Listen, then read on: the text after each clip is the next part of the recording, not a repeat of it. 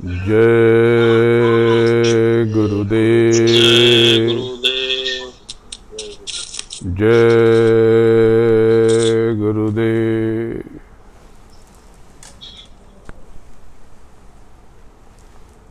जय गुरुदेव नाम किसका?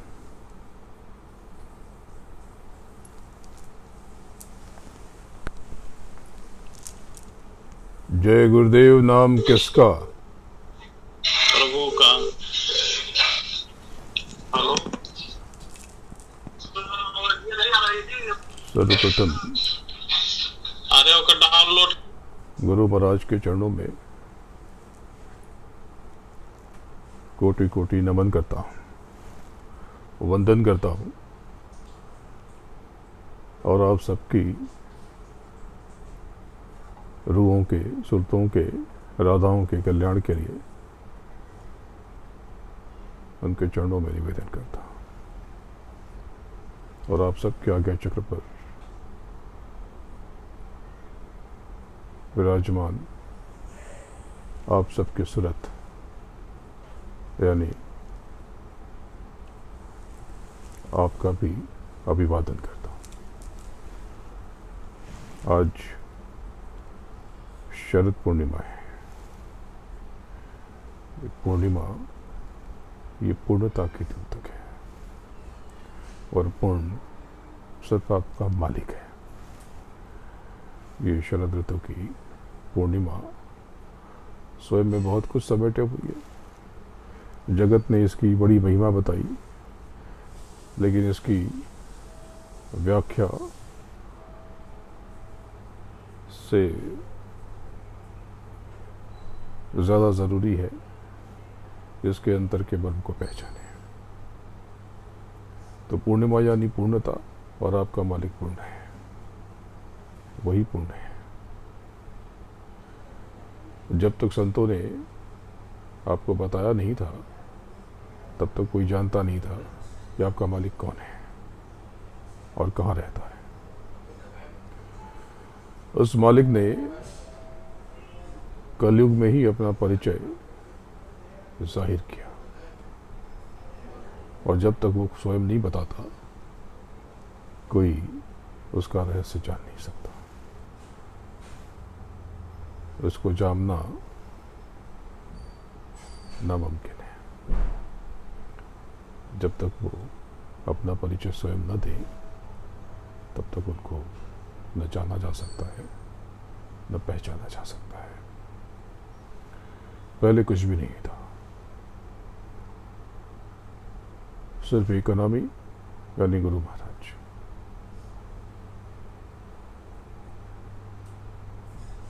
उनका लोक, उनका धाम अनामी धाम। और एक बार उनकी मौज उठी।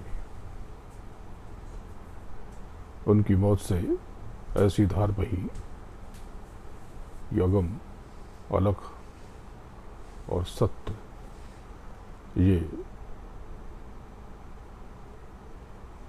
अस्तित्व में आए। ये बहुत विशाल और अद्भुत और विलक्षण लोग। इनके बारे में जो भी इनको जान लेता है, पा लेता है, इनकी व्याख्या नहीं कर सकता।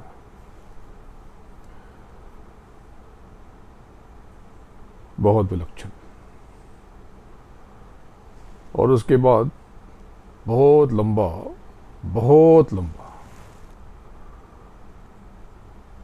कालखंड गुजर गया। ये जो अगम और अलख लोग, यहाँ पर शब्द तो हैं, लेकिन ये ऐसा लोग कि इसकी कोई व्याख्या मुमकिन नहीं। ये जो बाकी की व्याख्या तो आपको बता दी जाती है टूटे फूटे शब्दों में, लेकिन उनकी कोई व्याख्या नहीं। इसीलिए जो वहाँ पहुँचते हैं वो चुप हो जाते हैं, खामोश हो जाते हैं। फिर बहुत समय के बाद सत्य की मौज हुई, और उसकी मौज से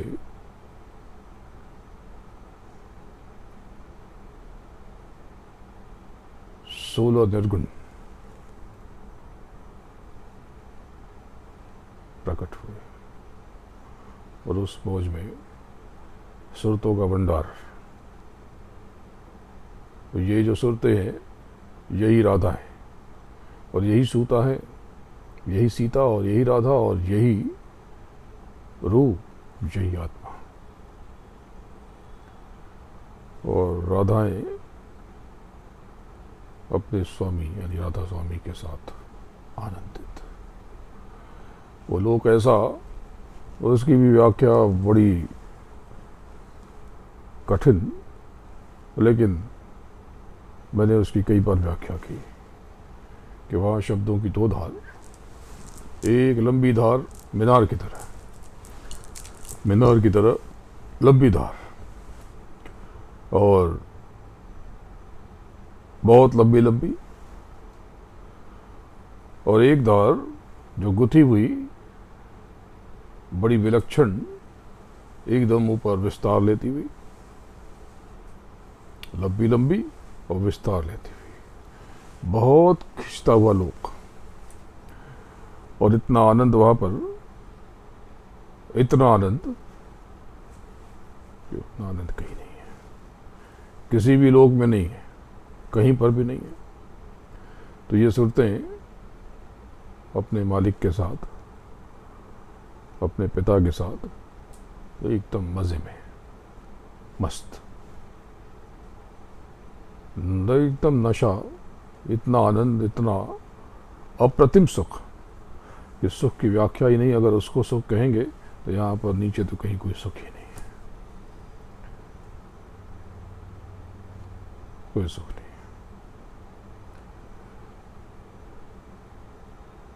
फिर उन मालिक ने उन 16 पुत्रों को नीचे उतारा और भंवर गुफा, महाशून्य और शून्य तक की रचना हो गई। ये लोग वजूद में आए, ये लोग, ये भंवर गुफा, ये इतना विलक्षण लोक है, इसकी भी व्याख्या नहीं हुई, लेकिन थोड़ी थोड़ी व्याख्या समय समय पर करता रहा हूं। कुछ जो संत पश्चिम में हुए, उन्होंने इसको कहा कि ये तो रोटेटिंग केव है। हमने भंवर गुफा कहा, हमारे भारत के महापुरुषों ने कहा कि ये भंवर गुफा। भंवर गुफा का क्या अर्थ? ये ऐसा अद्भुत लोग है, ये जहाँ दिखता है आज, अगले क्षण वहाँ नहीं है। और इतना विराट, इतना विशाल कि नीचे सारे के सारे सूक्ष्म जैसे, बहुत छोटे।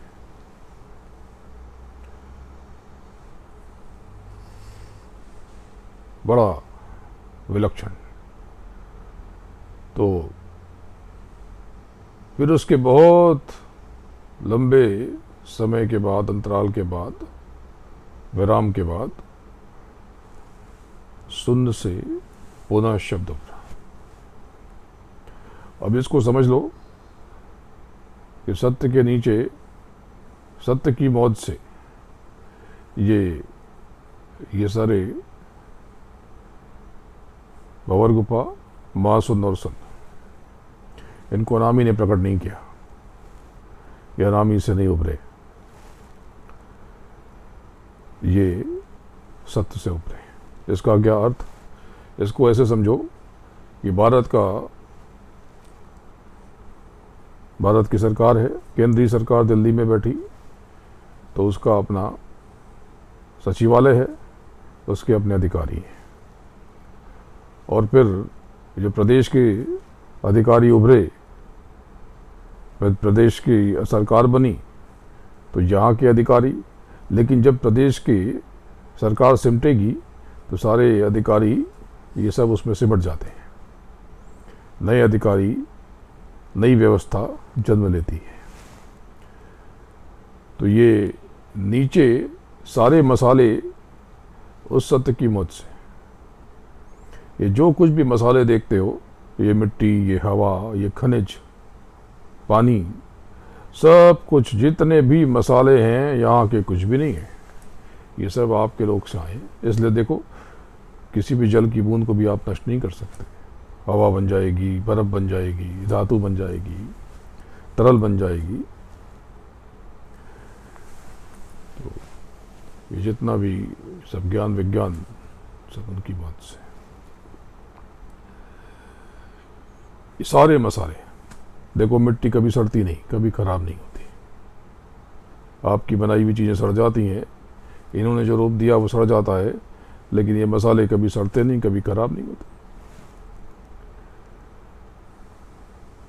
तो बहुत लंबे अंतराल के बाद शून्य से फिर से विस्तार हुआ, और फिर त्रिकुटी से लेकर के सहस्रदल, इनकी रचना हुई। ये जो सहस्रदल या त्रिकुटी के ये 3 केंद्र या उसके ऊपर के लोग, ये धनियों ने जो यहाँ बैठे, इन्होंने नहीं बनाए, इन्होंने कुछ नहीं बनाया। ये सारे लोग उस मौज से, जब नीचे सब विस्तार हो गया, तो उस सचखंड के मालिक ने, उस प्रभु ने, उस सत्य ने, उस राधा स्वामी ने सभी 16 पुत्रों पर अपनी मेहर, अपनी दया की, अपनी कृपा की, उन पर कर्म किया, और उनको अलग अलग धाम, अलग अलग राज्य, अलग अलग मकाम, यानी अलग अलग लोक प्रदान कर दिया, दे दिया उनको।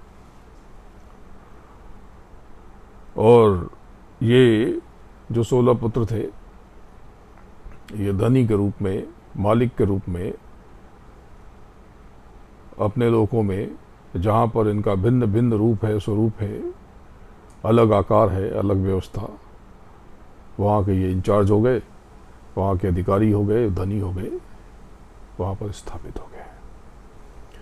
ये जो रूप है इनका, जिनको नाम का दान मिला, उनको बताया गया, ये रूप भी उन धनियों ने नहीं बनाए, वो ये सारे रूप भी इस मौज ने रचे, जो सत्य से उभरी और उसके बाद शुद्ध से उभरी। ये सब उस मौज से, इन्होंने कुछ भी नहीं बनाया। इन धनियों ने तो सिर्फ ग्रहण किया, स्वीकार किया जैसे था। जैसे आप कहीं जाते हो, कोई कंपनी ज्वाइन करते हो, तो वो कंपनी आप नहीं बनाते, न उसका दफ्तर आप बनाते हो, न वो केबिन आप बनाते हो। आप जाकर वहाँ बैठ जाते हो और वो जिम्मेदारी ग्रहण कर लेते हो। तो जहाँ कुर्सी है, टेबल है, जहाँ व्यवस्था है, जहाँ जो बना हुआ, वो सब वैसा, वो उस कंपनी का है, उसकी व्यवस्था का है। और उस व्यवस्था की व्यवस्थापक अलग, आज की बोलचाल की भाषा में उनको एडमिन कहते हैं, तो वो तो अलग चीज़। लेकिन ये जो नीचे का ये पूरा जो निर्माता है, वो कोई और है, और जो यहाँ बैठे वो कोई और। बहुत गौर से बात को समझो। बहुतों को तो ये पता है, लेकिन इसी सत्संग में बहुत सी नई नई बातें पुरानों के भी संज्ञान में आ जाती हैं। तो क्या पता कुछ दया हो जाए और आपको कुछ और पता लग जाए। तो ये जो सत्संग आप सुनते हो, इसमें दया बहती है। ये सूचना नहीं है, ये जो आपको बताया जा रहा, ये सूचना नहीं है, ये तो बस एक दया बह रही। इस दया में आप उतरो और तैरो और आनंद लो। आँख बंद करके श्रवण करो और उस गहराई को अपने भीतर उतारने की कोशिश करो, और यहाँ से चढ़ करके ये जो कुछ कहा जा रहा, इसको महसूस करने की कोशिश करो, तो सत्संग का लाभ होगा। सत्संग कोई भाषण नहीं, कोई प्रवचन नहीं।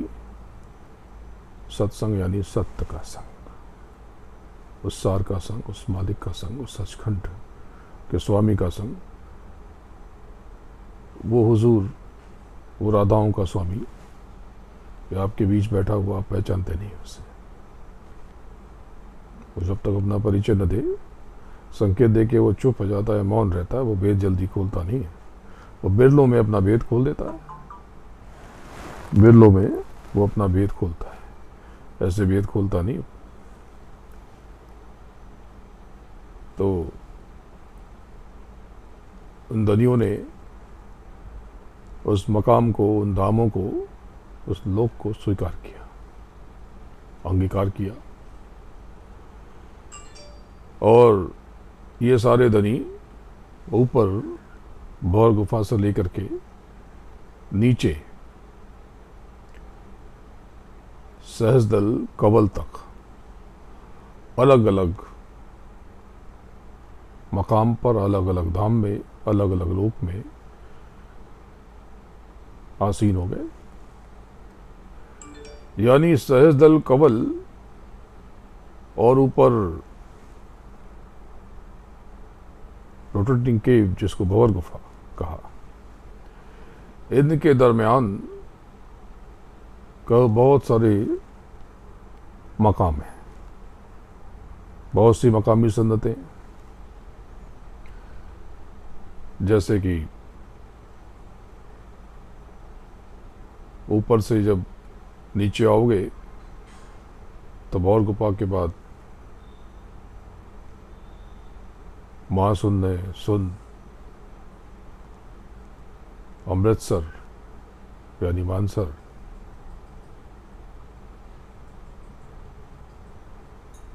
और ब्रह्मधाम,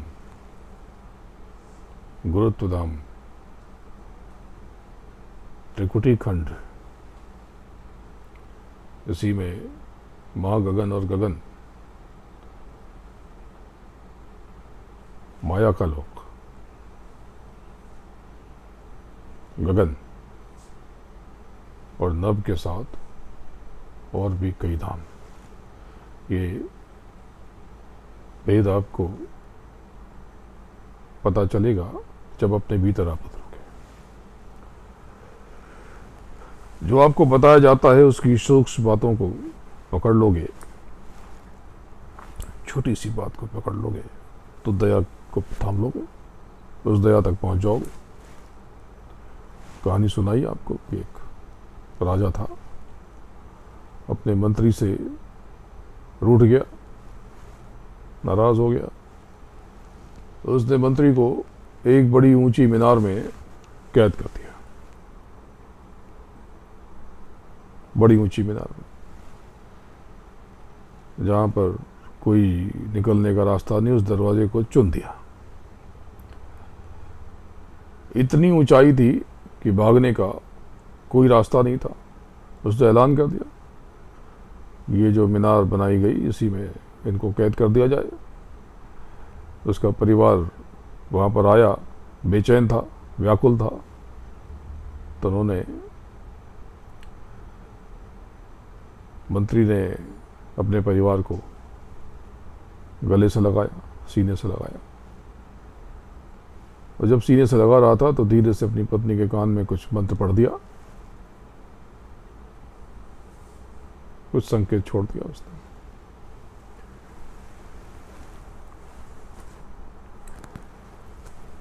पहली रात वो मंत्री की पत्नी उस जगह के, वो जो मीनार थी उसके करीब गई और पूरा उसने मुआयना किया। और उसके बाद उसने जो समय बताया गया था, जो दिन बताया गया था, उस समय फिर वो गई और उसने एक भृंग, एक कीड़ा, उस कीड़े को उसकी मूंछों पर मधु यानी शहद लगा करके ऊपर की दिशा करके उसने छोड़ दिया। बड़ा सा कीड़ा था, वैसे तो छोटा ही होता है, कितना बड़ा भी हो जाए कीड़ा तो छोटा ही है, लेकिन उसके पीछे एक रेशम का बहुत महीन धागा बांध दिया, बहुत महीन। और कीड़ा जैसे जैसे मीनार में ऊपर की तरफ बढ़ने लगा तो उसे मधु की गंध आती और ऊपर बढ़ता।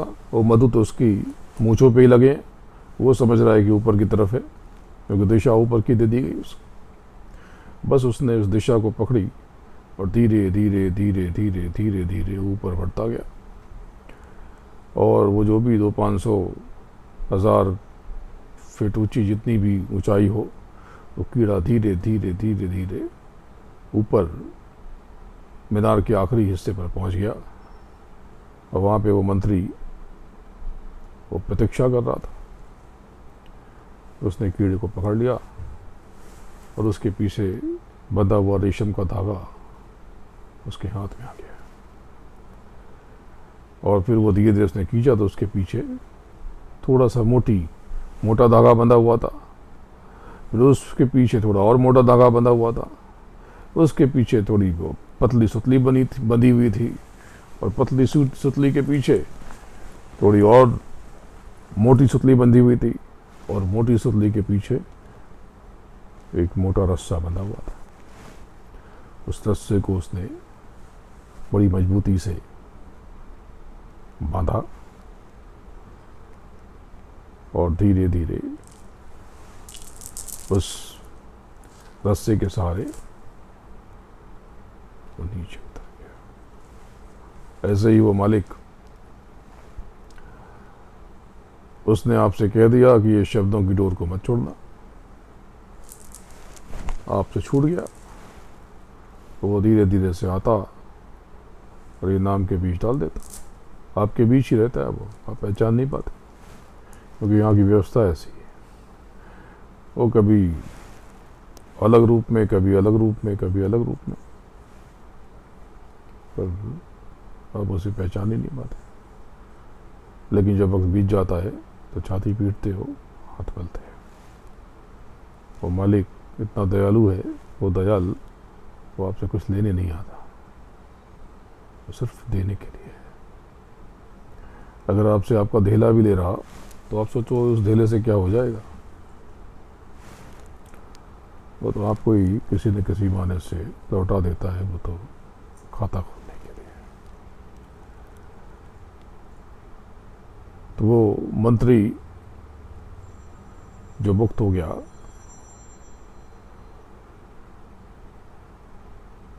वो आपके लिए एक सूत्र छोड़ गया। वो सूत्र ये कि अगर पतला सा धागा भी पा जाए, एक रेशा भी, तो मुक्ति का मार्ग निकल सकता है। ऐसे ही आपको एक पतला सा धागा दे दिया गया। अगर आप एक छोटी सी किरण पकड़ लो तो उस किरण के सहारे सूरज तक पहुंच जाओगे। अगर आप उस शब्द की एक धार को पकड़ लो तो उस धार तक अपने स्वामी, अपने मालिक, उस राधा स्वामी तक पहुंच जाओगे। नहीं तो यहाँ तो सब धोखा है, यहाँ तो सब ऐसे ही है कि पर्दा अंदर का तरे, देखी परे तब रूप। पर्दा अंदर का टरे, देखी परे तब रूप, और देखी परे तब रूप, मिटे सब मन का धोखा। और परे सबट टकसार, बहुत चोखे से चोखा। जोग जीत जब होए, भूमिका ज्ञान की पावे। और लागे सहज समाधि, शक्ति से शिव बनावे। महल करे उजियार, तेल बिनु दीपक बाती। महल करे उजियार, तेल बिनु दीपक बाती। और परमानंद आनंद भजन में दिन और राती। पलटू सूझे है नहीं, जहां अधो मुख को।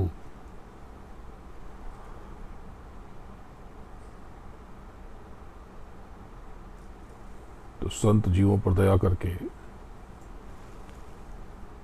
अपने लोक का आनंद और वैभव सब त्याग कर उन जीवों को जो जिसमें सुरतें बंद हैं, उस खोल में, उस जेल में वो नीचे एक धागा छोड़ देते हैं सत्संग का, और सत्संग सुनाकर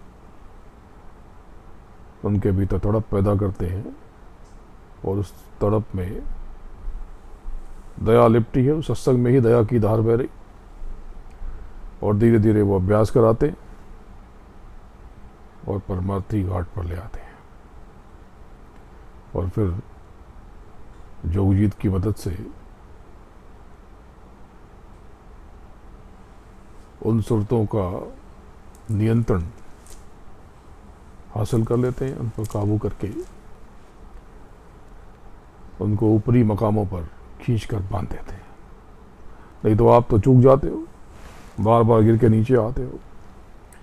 ये पहली बार आप सत्संग नहीं सुन रहे हैं, कई जन्मों से आपने पाया छोड़ा, लेकिन जब बीज अंकुरित होने लगता है, जैसे अब बीज का अंकुरण हो गया, तो अब छूटोगे नहीं, और छूटोगे तो अगले देह में आपको बहुत दीनहीन बना दिया जाएगा। अगर आपकी दिशा भटकी तो इसी जन्म में आपको सुख दे दिया जाएगा, तो सुख कई हजार जन्मों के सुख आपको यहीं भुगवा दिया जाएगा, लाखों को सूक्ष्म करके, और वो सुख खत्म कर दिया जाएगा, और फिर आप दीनहीन हो जाओगे। तो फिर अगले जन्मों में, अगले देहों में भजन के अलावा कोई चारा नहीं। तो वो मालिक आपको सत्संग सुना करके ऊपर बांध देता है, फिर गुरुमुखी जीवों से जबरदस्ती सेवा लेता है। इस सेवा से थोड़ी उसको कुछ मिलता है। जब आप किसी तरह की उसकी सेवा करते हो तो आप क्या समझते हो कि आप उस पर कृपा कर रहे हो? बड़ी गफलत में हो, ऐसा सोचते हो। 2-4 रुपए दे देते हो उसे तो समझते हो कि उससे संगत चल रही। अरे आपको क्या पता, ये तो ज़बरदस्ती आपसे सेवा करा करके खाता खुलवाया जा रहा, और फिर भजन करा करके इस सेवा और भजन से आपके पिछले कर्मों के जखीरों को नष्ट किया जाता है। और जैसे ही वो जखीरा नष्ट जब तक नहीं होता, तब तक तरक्की नहीं पता चलती। जब ये जखीरा कर्मों का जो अनंतों जन्मों से आपने अपने ऊपर लाद लिया, जब ये जल जाता है, तब अंतर में रूहानी उन्नति, वो तरक्की पता चलती है।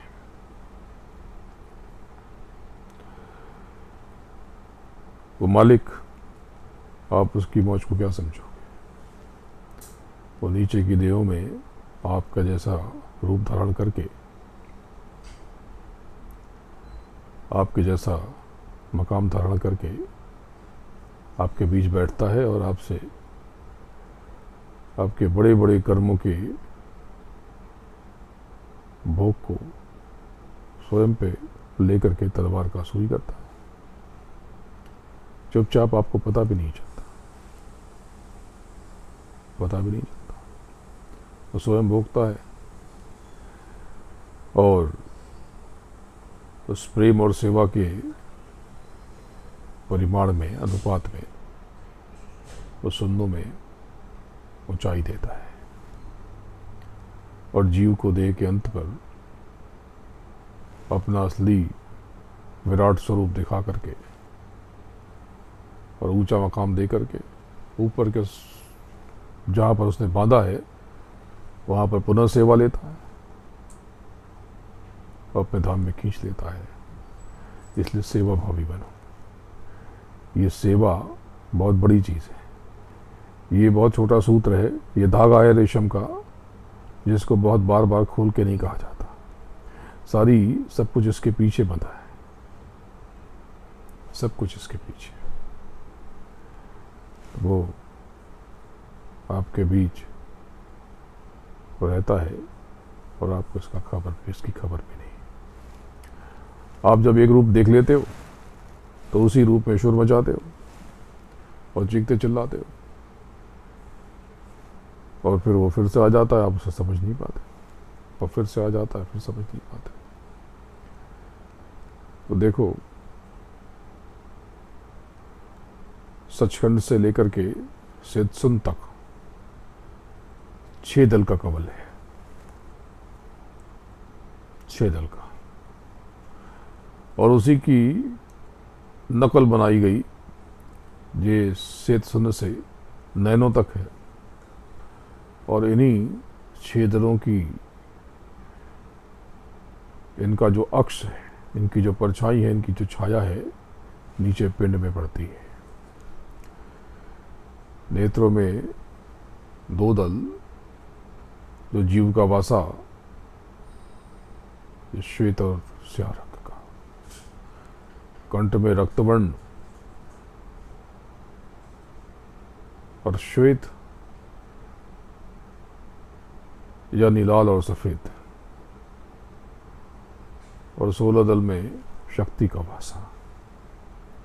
हृदय में 12 श्वेत दल का कवल, जहाँ पर शिव का वास, और नाभि में लाल, नीला और सफेद, इसके अष्टदल और विष्णु का वास, और लिंग में पीला और सफेद, ये 6 दल हैं। इनमें ब्रह्मा का वास लिंग चक्र में, और मूलाधार ये लाल और सफेद, ये 4 दल का कमल, यहाँ पे गणपति का वास। ये बड़ी वैज्ञानिक और बहुत बारीक बातें हैं। मैं तो बहुत सारी बातें खोल दूं जो अब तक खोली नहीं गई, लेकिन ये समझो कि ये सांसों की पूंजी खत्म हो रही है आपकी, धीरे धीरे सांसों की पूंजी खत्म हो रही है। बिना मतलब भटके रहते हो अनावश्यक चीज़ों में, ये कर दीजिए, वो कर दीजिए, शादी करा दीजिए। अरे जिसकी शादी हो गई वही कौन सा तीर मार लेता है, नौकरी लगवा दीजिए। अरे जिसकी नौकरी, बात ऐसी है कि जो कुछ भी आज आप भोग रहे हो ये आपके कर्मों का खेल है। इन्हीं पर नियंत्रण कर लेते, इन पर ही काबू पा लेते, तो आपको कोई कष्ट ही ना होता। पर आपने तो ऐसा किया नहीं, आपने ऐसा किया नहीं। या तो आप, ये जो आप छल करते हो, ये किसके साथ करते हो? उस गुरु के साथ नहीं करते, स्वयं के साथ करते हो। बड़ा आसान था कि आप गुरुमुखी बन जाते और शब्दों की धार को पकड़ लेते, रेशम को, उसके पीछे तो सब बंधा हुआ उमा लेक अनंतो काल से आपके चारों तरफ जोग जीत के लिए हुए। जोग जीत हमेशा साथ रहता है। ये जोग जीत कौन है? ये जब अभ्यास करोगे तब समझ पाओगे। तो इस देह में भी जोग जीत संग में, पिछली देह में भी जोग जीत साथ में, और ये सब वेद तो अब अभ्यास करो और पाओ, ऐसे क्या बताओ। तो बात को समझो कि जब आप अभ्यास करोगे, साधन भजन में जब ऊपर उठोगे, तो बड़ी रुकावट आएगी। तरह तरह के ये काम और क्रोध, ये लोभ, मोह, अहंकार, ये सब हावी हो जाएंगे। जब एक ऊंचाई आने लगेगी, तड़प पैदा होगी, जब बहुत देर बैठ जाओगे, अंदर काम पैदा हो जाएगा, गुस्सा आने लगेगा, संदेह आने लगेगा, लालच, लगाव, घमंड, ये सब पैदा हो जाएगा। आज भी जब आप अनावश्यक नाराज होते हो आपस में, तो मुझे देख के बहुत पीड़ा होती है। कभी कभी तो कह देता हूँ, लेकिन जब आप अनावश्यक एक दूसरे से संबंध बिगाड़ लेते हो तो मुझे बहुत दुख होता है। जिनको कह रहा हूँ वो समझ गए। अरे थोड़ा छोटे बन जाते। आप बताओ कि आप अपने शहर में अपना मोहल्ला बता दो तो नक्शे में एक बूंद की तरह, और अपने शहर को भारत के नक्शे में देख लो तो वो भी एक बूंद की तरह, तिल की तरह, बूंद भी नहीं, तिल, छोटा सा बिंदु। और अपने देश को विश्व में देखोगे तो थोड़ा सा जरा सी इतनी सी आकृति, और अपनी धरती को ब्रह्मांड में देखोगे तो ऐसे ऐसे ग्रह नक्षत्र तारे सितारे हैं जिनके आगे आपकी धरती एक रेत के कण से भी छोटी है। आप कौन हो फिर? अरे इतना अद्भुत समय आपको मिला, ये बार बार मिलेगा क्या? नहीं मिलेगा। तो जब आप ऊपर चढ़ोगे तो ये सब काम, क्रोध, लोभ, मोह, अहंकार हावी हो जाएंगे। फिर सिद्धियां और रिद्धियां यही रास्ता जोड़ेंगी, तो रोकेंगी। देखो ये सिद्धियां कहाँ कहाँ है आपकी देह में, पहले भी आपको बताया, किसी किताब में शायद न लिखा हो, आप पढ़ोगे तो नहीं मिलेगा। देखो सबसे पहले तो ये सिद्धियां कंठ चक्र पे, कंठ चक्र, और फिर तीजे तिल के नाके पर, और उसके बाद जंजरी द्वीप के वज्र किवाड़ पर, और उसके ऊपर त्रिकुटी और श्वेत शून्य के मध्य में। ये सब वहाँ पर आपका रास्ता रोकने के लिए तैयार खड़ी है। ये जो सांकेतिक रूप से बताया गया कि ऋषि मुनियों ने तपस्या की और अप्सराएं उतरी, तो ये सब बताने के लिए, तो भ्रमित मत होना। आप जो करते हो मैं सब देखता हूँ, आप जो सोचते हो सब देखता हूँ, हर चीज देखता हूँ। ये मत समझना कुछ छुपा नहीं है, ये मत समझना कि कुछ छुप जाएगा, कुछ भी छुपा नहीं है, हर चीज। ये जो आप आधी अधूरी बात बताते हो, ये बताने की कोशिश करते हो मैं तो श्रेष्ठ हूँ और बाकी सब झूठे हैं, ये भी गलत है। सब दिखा जा रहा आपको, और जो देख रहा मालिक वो तो देख ही रहा। ये जो जिसके राज में बैठे उसकी पूरी व्यवस्था देख रही, यानी आप एकदम निर्वस्त्र हो। आप विचारों से हर चीज पूरी व्यवस्था उसका तो पूरा, जिसको आप चित्रगुप्त कहते हो, ये एक व्यवस्था है। जैसे कंप्यूटर में आप मेमोरी होती है, सब कुछ आप एक मोबाइल में व्यवस्था होती है, आपने उसको दबा दिया, जो बातचीत हो रही वो रिकॉर्ड हो जाती है, जो बातचीत होती है वो रिकॉर्ड हो जाती है। देखो आप जब मुझसे भी बात करते हो तो जो आप कभी कभी रिकॉर्ड कर लेते हो, तो आप पूछ लो, बता दो कि ये जो रिकॉर्ड किया है ये सबसे बांटना कि नहीं बांटना। कुछ बातें आपको बताई जाती हैं और आप जो है उसको फैला देते हो। अरे वो दवा तो आपके लिए थी और आपने सबको बता दिया, वो दवा सबके लिए थी ही नहीं। बात को समझो। ऐसे ही कर्मकांड पूरे देश में और विश्व में फैल गया।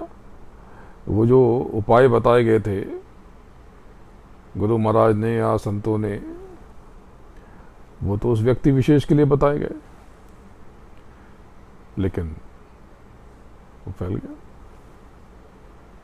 अभी जैसे मैंने किसी को कह दिया कि भाई थोड़ा कमज़ोरी है तो आप ये फला चीज़ खा लो, अब उसने कह दिया कि इनका तो आदेश हो गया है वो फला चीज़ खाने के लिए। देखो बुरी चीज़ नहीं है, लेकिन जिस चीज़ का मैंने या जिस दुकान का जिस जगह का मैंने नाम लिया उस व्यक्ति के लिए लिया, लेकिन उसका प्रचार आपने दूसरे तरीके से कर दिया। तो जो आपको बताने के लिए कहा जाए वो बताओ, और जो खुद के पास रखने के लिए कहा जाए अंतर में उसे रूहो। आप समझो ये बहुत भूल कर बैठते हो, धोखा खा जाओगे। जो आपको बताने के लिए कहा गया उससे बताओ। अब जैसे किसी का मैंने संदेश लिख के हाल चाल पूछा तो वो पूरे गांव में ये बता करके बताने लगता है। उसका कई भाव होता है।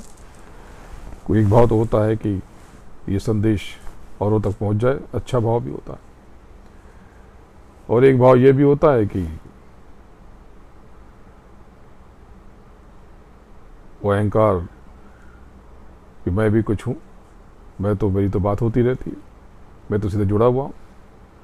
ये सिर्फ भ्रम है, गिर जाओगे, सतर्क रहो। जो तुम्हें बताने के लिए कहा जाए उसको ही बताओ, क्योंकि जो जिसकी दवा नहीं है, जो दवा जिसके लिए नहीं है, उससे तो उसका नुकसान भी हो सकता है ना। जैसे ये कोरोना काल में ये शब्द तो आप ही लोगों ने दिया या समाज ने दिया। आप याद करो कि आरंभ में मैंने आपसे क्या कहा था। मैंने आपको एक काढ़ा बताया, एक तेल बताया यहाँ पर लगाने के लिए, होठों पर लगाने के लिए, और एक जौ का जूस बताया और उसको सुखा करके उसका चूर्ण गर्म पानी में लेने को कहा। और आपसे कहा था, वादा किया था कि आपने ये ले लिया नियमित रूप से 3 महीने तक तो आपका शरीर वज्र का हो जाएगा, दया हो जाएगी, ये रोना करोना कुछ नहीं कर पाएगा आपका। ये तो क्या, कोई बीमारी आपका कुछ नहीं कर पाएगी, आप देह के कष्ट से मुक्त हो जाओगे। ज़रा आप हृदय पे हाथ रखो और बताओ कि आप में से कितनों ने कब तक किया। और फिर बीमार पड़ते हो और मुझे दिन भर संदेश भेजते रहते हो। अरे इसकी कोई ज़रूरत नहीं है, अंतर में पुकार के तो देखो। ये दिन भर आप जो लिखते हो इससे असुविधा होती है। द्रौपदी ने बुलाया, हे द्वारिकाधीश मदद करो, जोर जोर से चिल्ला चिल्ला करके, और द्वारिकाधीश मेरी मदद करो। और जब साड़ी बहुत खिंच गई,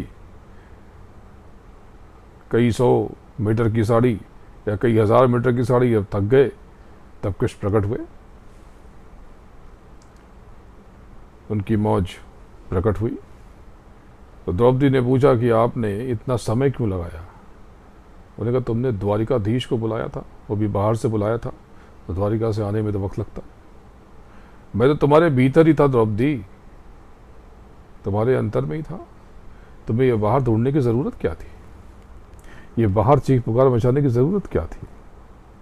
अंतर में तुम पुकार के तो देखती, अंतर में तो मैं तुम्हारे पास उसी क्षण। ये बाहर से आप क्यों कहते हो कि दया कर दीजिए, आपको संदेह है क्या,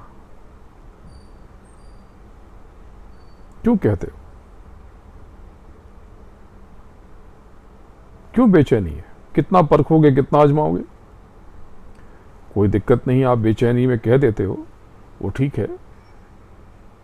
मैं समझता हूं कि आपको कहीं ना कहीं अविश्वास भी होता है कि पता नहीं अंतर में आवाज़ पहुंचेगी कि नहीं पहुंचेगी। कई बार अपने कर्मों पे भी यकीन नहीं होता।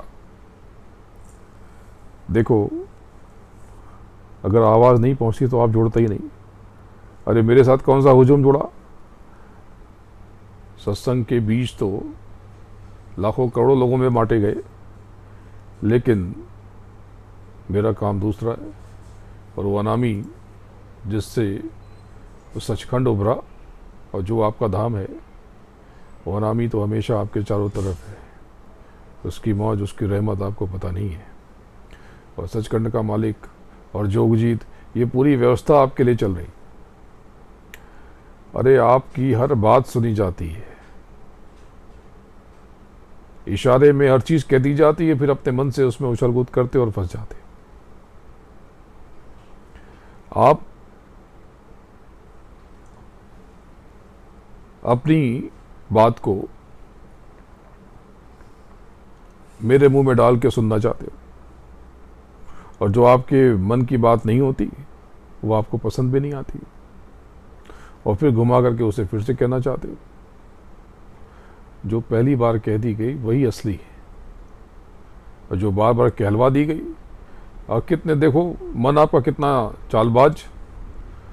पहले आपको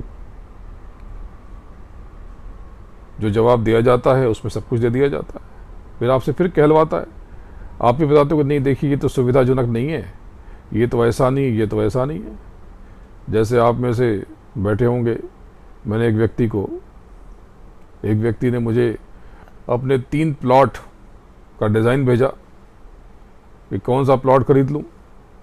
मैंने एक प्लॉट पे हाथ रख दिया, तो वो कहते हैं कि यार ये तो ऐसा नहीं है, वैसा नहीं है, ये महंगा है, ये सस्ता है। तो मैंने कहा अच्छा दूसरा वाला ले लो। तो बोले कि नहीं ये भी इसमें परेशानी है, ये तो मोहल्ला अच्छा नहीं है। अरे भाई, तो आपने मुझे भेजा ही क्यों था? आपको ना स्वयं पे भरोसा, ना मुझ पे भरोसा। जब आपको अपने मन से ही लेना था तो ले लेते, या आप यही कह रहे थे मुझे ये पसंद है, क्या करूं, लूं या ना लूं। आप 4 चीज़ें आप बताते हो और जो आपके लिए बता दी जाती है, जो उचित होती है, आप उसमें फंस करके अनावश्यक संदेह उठाते हो। बात को समझो। जब आप नीचे उतारे गए तो नीचे से ऊपर जाने का रास्ता बंद हो गया और नीचे आप एक व्यवस्था में बांध दिए गए जिसे कर्मों का विधान कहा गया। लेकिन वो राधा स्वामी, वो आपके मालिक को, आपके पिता को, आपकी बड़ी फिक्र, तो उन्होंने महाशून्य के धनी जोगजीत को अपने साथ लिया, तो चलो रूहों को वापस ले चलो। लेकिन चूंकि नीचे की व्यवस्था में वो व्यवधान नहीं डालते, जिसको जो दे दिया वो दे दिया। जैसे आपने किसी को उपहार दे दिया तो दे दिया। आपके पास कोई जीव है, गाय है या बैल है या कोई कुत्ता है, आपने किसी को तोहफे में दे दिया तो दे दिया। लेकिन उसकी चिंता होती है, जब उसके साथ उसके ऊपर यातना होती है तो आपको कष्ट होता है। तब आपको जो उपाय निकालते हो तो वो आपका मालिक, आपका स्वामी राधा स्वामी, उसने जोगजीत को अपने साथ लिया और फिर आपके तीजे तिल पे उसने अपना पैर जमाया। ये जो जोगजीत है, इन्हीं को ही सुप्त संत कहते हैं। लोग कुछ जानते नहीं, न साध को जानते न सुप्त संत को जानते, बिना मतलब कहते हैं ये साध हैं, ये फलाना है, ठिकाना है, कुछ जानते वानते तो हो नहीं। बहुत से लोग कहते हैं अरे 125 शक्तियाँ, 200 शक्तियाँ, 1000 शक्तियाँ, ये शक्ति उतरेगी। अरे बड़े ज्ञानी हो, आपको तो फिर आवश्यकता ही नहीं सत्संग की, अनावश्यक बातें फैलाते हो।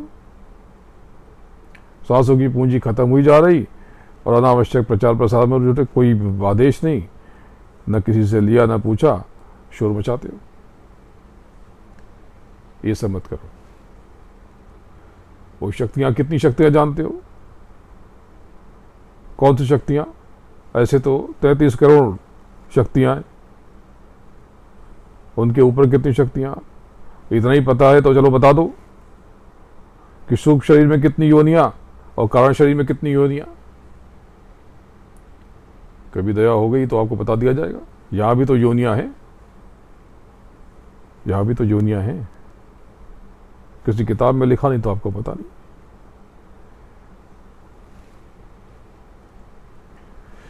बात को समझो। ये जो सुप्त संत हैं, अब आप समझ लो। आज बहुत से लोग साथ कहते हैं, बहुत से लोग कहते हैं कि फला जो है ये पूरे थे, ये अधूरे थे, ये यहाँ के थे, वहाँ के थे।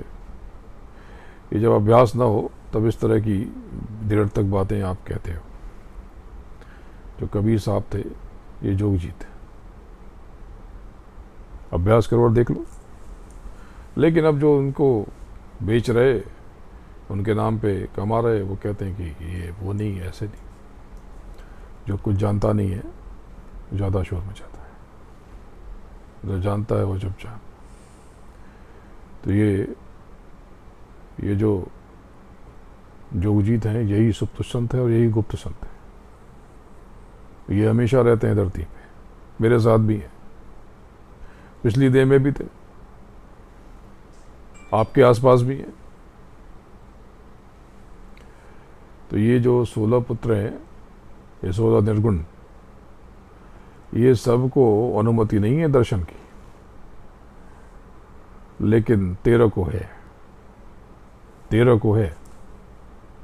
इसमें से 3 सिर्फ अपने भीतर भजन करके हाजिरी लगाते हैं, बाकी 13 जाते हैं धाम में, अपने दरबार में, सचखंड में, अपने लोक में, वहाँ पर जाते हैं और फिर लौट आते हैं। उनके लिए व्यवस्था अलग है। उनके लिए जब आप अभ्यास करोगे तो देखोगे, ये तो बहुत छोटा सा बताया, और भेद खोल दूंगा। तो लोग बहुत भ्रम में है, बड़ा भ्रमित रहते हैं। उनको नहीं पता कि जब नाम का दान मिल जाता है तो शब्दों का अभ्यास बहुत सरल हो जाता है। ये नाम का दान हमेशा नहीं था और ये व्यवस्था बदल दी जाती है। ये तो मालिक की मौज है, मालिक की मौज है। बहुत बार तो ये नाम का दान अंतर में उतार देते हैं, सीधा दृष्टिपात कर देते हैं, कहीं से कहीं बैठ करके चक्रों को सक्रिय कर देते हैं और सब देख लेते हैं। देखा अगम अगाध, देखा अगम अगाध। तो जब गुरु से लौ लग जाएगी तो ये नाम की डोर जुड़ जाती है। आपको नहीं पता कि जब आप अभ्यास करोगे, ये नाम का बीज पड़ गया तो राधाओं के स्वामी का अक्ष आपसे जुड़ गया, आपके पास चलता है। आप उससे जहाँ पहचानो या ना पहचानो, अरे भाई आज मैं, मेरा स्वरूप ये, कल देह बदल जाएगी तो मैं तो आपके साथ रहूँगा। तो आप तो यही तस्वीर देखोगे और यही बताओगे कि यही थे, इन्हीं को ढूंढो, और मैं आपके बगल में बैठा, कैसे पहचानोगे? अपने भीतर उतरो, तब किसी बात का प्रचार प्रसार करो। देखो ये जो शक्तियों की बात, इस तरह की बातें जो नहीं जानते उनको नहीं फैलानी चाहिए। ये उतरेंगे, ये करेंगे। देखो सीधी सी बात है, गुरु महाराज ने कहा चौथा यज्ञ मैं करूंगा तो वो करेंगे। इसकी आड़ में दूसरी बातें बताने की कोशिश मत करो। संदेश बिल्कुल साफ साफ आज दे दिया मैंने। हुजूर ने कहा कि कलयुग में कलयुग जाएगा और कलयुग में सतयुग आएगा। तो ये आएगा। चंद्र टरे, सूरज टरे, टरे जगत व्यवहार, लेकिन ये नहीं टरेगा।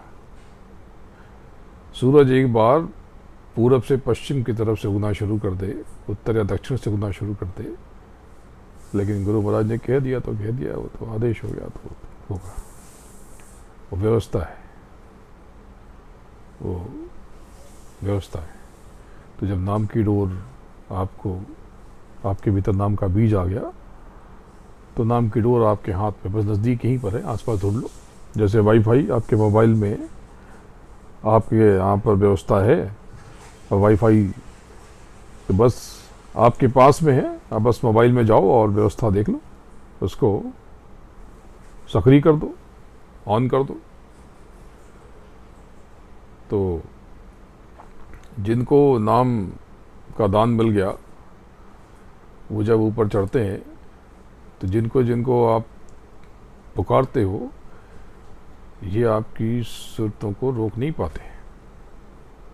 कमी आप में है। आप कहते हो कि काल के जाल में फंसे, आप खुद को बेवकूफ़ बना रहे हो। ये जाल तो है, चलो ठीक है, यहाँ पर बेवकूफ़ नहीं बना रहे, लेकिन आप इसके भरोसे छोड़ देते हो कि अब होता नहीं है।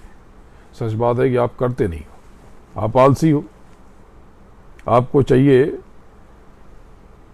कि आपके बदले में कोई भजन पे बैठ जाए और आपको लाभ हो जाए।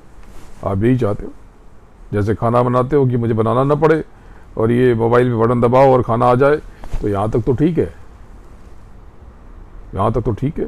ये तो बिल्कुल वैसे बात हो गई कि किसी को आप किराए पे रख लो और वो दौड़ लगाए और आपका वजन कम हो जाए। देखो ये तो थोड़ी सी व्यवस्था है, असली चीज़ गुरुमुखी होना है। जब गुरुमुखी हो जाओगे तो ये सब बातों का मर्म समझ में आएगा। आपसे वादा किया गया था कि आप इन 3 महीनों में जो लॉकडाउन का जो शुरुआती दौर था, इस पे आप जम के समय दे दो। कुछ लोगों ने दिया, लेकिन वो भी लय बनी न रह पाई, वो टूट गई, वो टूट गई। लेकिन कुछ लोगों ने बहुत कुछ पाया भी है और चुप है और मस्त है। देखो चौथा यज्ञ तो गुरु महाराज ही करेंगे। और बहुत से लोग कहते हैं यज्ञ की क्या ज़रूरत, तो आप जानते ही नहीं हो। यज्ञ किस लिए? सतयुग के आगमन के लिए। कब? कलयुग में सतयुग। तो सतयुग में क्या होता है? सतयुग जोगी सब विज्ञानी, चौवर सुख आनंद।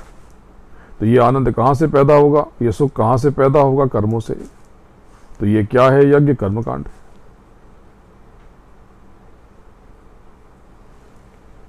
मालिक ने कुछ भी निरर्थक नहीं किया,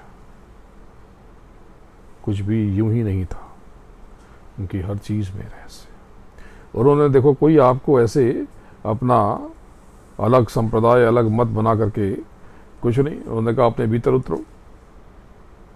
उन्होंने जो बाना पहनाया टाट का, ये तो त्याग तपस्या का बाना था। वो कोई अपना समूह बनाने की कोई व्यवस्था नहीं थी। राजनीतिक उपक्रम जो था बीच में, वो आपको कर्मों से बचाने का, क्योंकि मतदान यानी मत बुद्धि का दान। आपने जिनको चुना वो जो कांड करेंगे, जो कर्म करेंगे, वो भी आप भोगोगे। तो तब ये नोटा और जैसी व्यवस्था नहीं थी। तो जब आप गुरुमुखी हो जाते हो तो आपके लिए सब बड़ा सहज हो जाता है, और ऊपर चढ़ते हो तो ये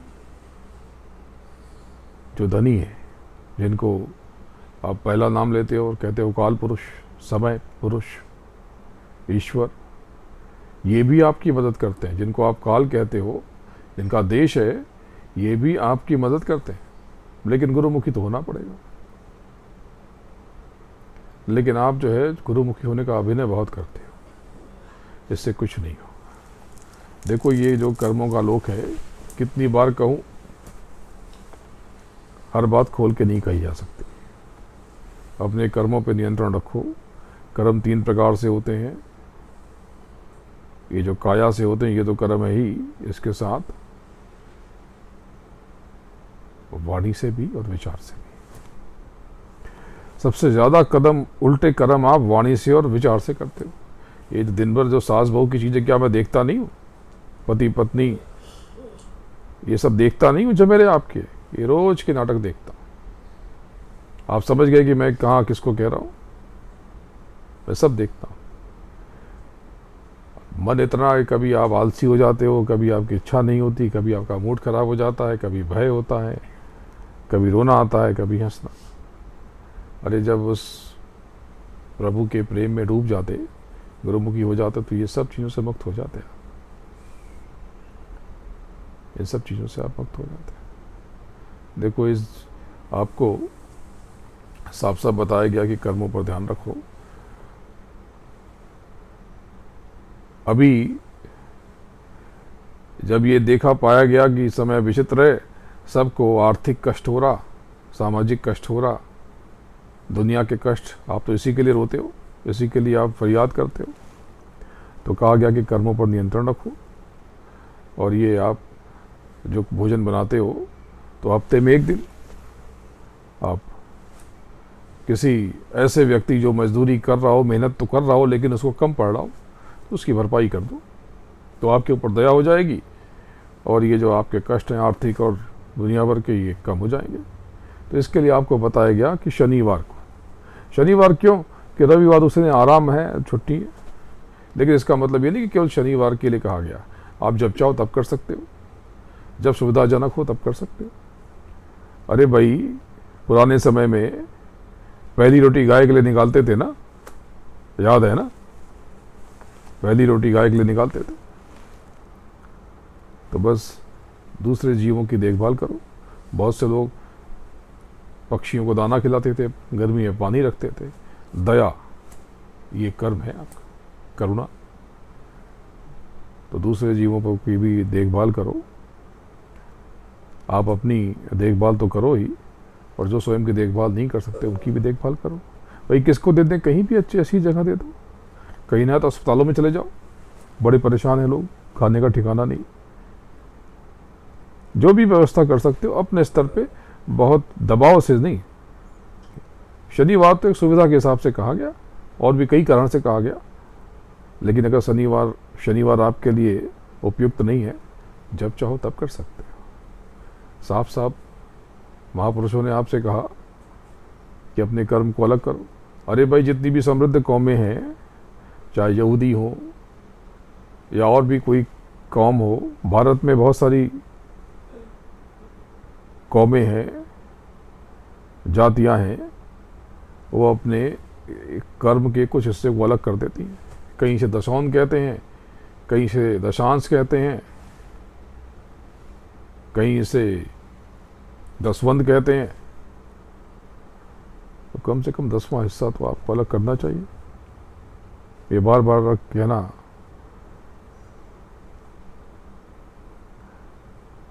नियमित रूप से अलग कर दो। अलग लिफाफा बना दो, अलग खाता खोल दो, अलग करो, बहुत ज़रूरी है। ये बीज है, आपसे वादा है, ये आपको कम नहीं पड़ेगा, बल्कि ये जो 10वां हिस्सा निकाला, इसका दोगुना तिगुना उतनी तो बरकत हो जाएगी आपकी। नियमित रूप से अलग करो, नियमित रूप से इसको परमार्थ पे खर्च करो। सामाजिक कार्यों के लिए अलग करो, लेकिन इसको केवल परमार्थ के लिए रखो, इसको केवल परमार्थ के लिए रखो, नहीं तो सब खाक हो जाएगा। यहाँ पर ओ वचन है, हाथी घोड़ा खाक है, आपको बताया भी है। हाथी घोड़ा खाक है, कहे सुने सो खाक। हाथी घोड़ा खाक है, कहे सुने सो खाक। और कहे सुने सो खाक है, खर कहे सुने सो खाक खाक है मुल्क खजाना। जोरू बेटा खाक, खाक जो साचे माना। महल अटारी खाक खाक है बाग बगीचा, और सेत सफेदी खाक, खाक है हुक्का नेचा। साल दुसाला खाक, खाक मोतिन के माला। और नौबत खाना खाक, खाक है ससुरा साला। पलटू नाम खुदाए का यही सदा है पाक, हाथी बड़ा खाक है, कह सुने सो खाक। तो नीचे सब कुछ नाशवान है, एक न एक दिन सब खाक में मिल जाएगा। ये जो आपकी धन दौलत, ये कमाई धमाई, ये सब खाक, सब खाक। अरे भाई, राम के कृष्ण के खजाने सब कहाँ गए? सब खाक हो गए, जाने कहाँ गए? मिल गए मिट्टी में, जमीन में दफन हो गए, सब उसी में, कुछ काम नहीं आएगा। क्योंकि जब तेरी डोली निकाली जाएगी, बिन मुहूर्त के उठा ली जाएगी, बिन मुहूर्त के। क्या कहता मेरा मेरा, ये दुनिया रहन बसेरा, यहाँ कोई न रहने पाता, है चंद दिनों का डेरा। हंस उड़ जाएगा। तो ये खाक पे और खाक से परे बातें फिर कभी करूँगा। तो नियमित भजन करो। ये बड़ी अच्छी पूनम, बड़ी ऊंची पूनम है ये आज की, इसलिए थोड़ा आज आपको सोचा था कि 15-20 मिनट आपसे बात करूँगा, लेकिन आप सबके दर्शन कर रहा हूँ, देख रहा हूँ, बहुत लोग हैं, सबके दर्शन हो रहे हैं मुझे।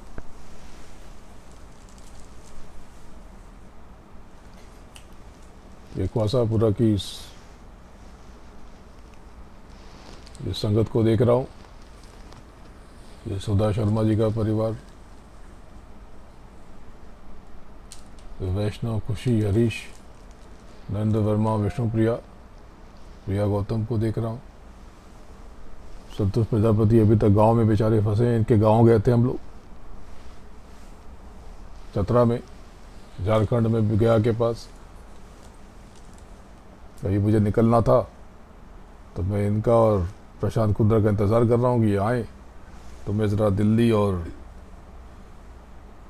उसके आसपास की तरफ निकलूँ। गायत्री फलक जी को देख रहा हूँ,